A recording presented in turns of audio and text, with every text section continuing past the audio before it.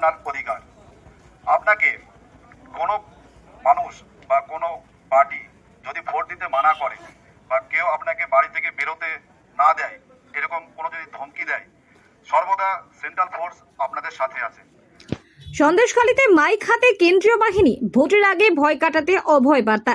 আবারও খবরের শিরোনামে উত্তর 24 পরগনার সন্দেশখালী।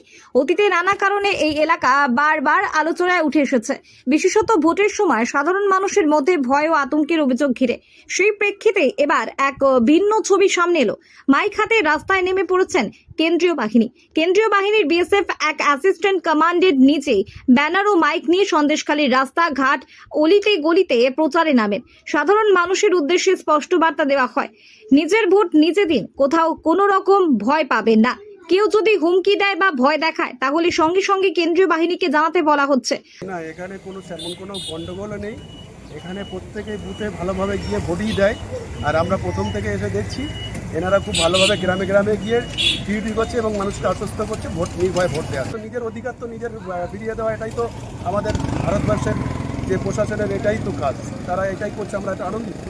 পাশাপাশি আশ্বাস দেওয়া হয়েছে, সাধারণ মানুষের নিরাপত্তা নিশ্চিত করে ভোটদান প্রক্রিয়া নির্বিঘ্নে করতে তারা সর্বতোভাবে দায়িত্ব পালন করবে।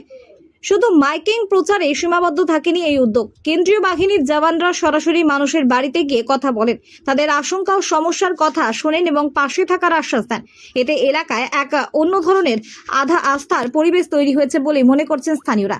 এ প্রসঙ্গে সন্দেশখালীর বাসিন্দা রাইহান শেখ বলেন, কেন্দ্রীয় বাহিনীর এই উদ্যোগে মানুষ অনেকটাই সাহস পাচ্ছে। তিনি জানান, ওনারা শুধু প্রচারই করছেন না, প্রতিটি মানুষকে নিজের ভোট নিজে দিতে বলছেন। কোনো সমস্যা হলে সাহায্য করবেন বলেও আশ্বাস দিচ্ছেন।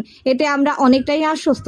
ভোটের আগে সন্দেশখালীতে এই উদ্যোগ সাধারণ মানুষের মধ্যে আস্থা ফেরাতে কতটা সফল হয় এখন সেটাই দেখার।